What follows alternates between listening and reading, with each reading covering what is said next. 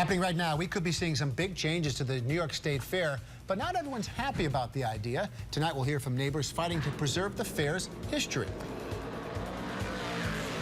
And for the first time, Hillary Clinton addresses the media about the private email scandal. Still to come, she explains why her use of personal emails was just a matter of convenience. And there's new talk about raising the state's minimum wage even higher. We'll tell you how much you could be making and when the changes would go into effect. But first, new at 5.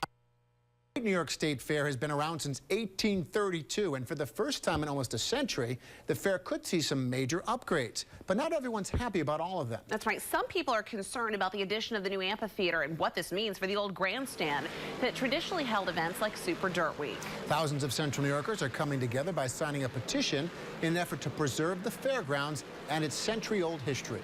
Tonight, Sarah Beth Ackerman joins us live from the fairgrounds right near the grandstand with what neighbors are hoping to preserve. Sarah Beth.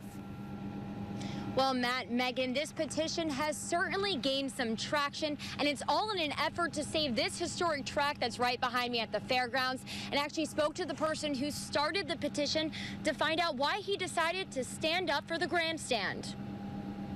Just 6 days ago, an 18-year-old from the Southern Tier started a petition urging Super Dirt Week fans to stand up for the grandstand.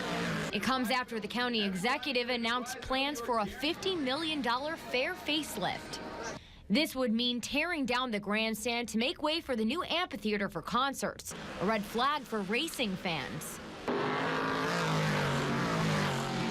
Dalen Barr says he's concerned about taking away the historic track, which could mean the end of Dirt Week. So he started the petition to stand up for the grandstand and save the track.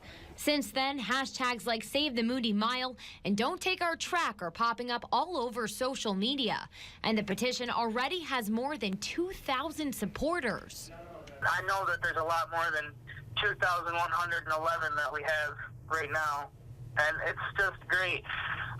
I looked online, and if I were to print out all of the comments on the petition, it'd be over 50 pages at this point. We did reach out to the state fairgrounds to get their thoughts on the petition, and they tell us Super Dirt Week will be held this year. They have not said if it will continue beyond then.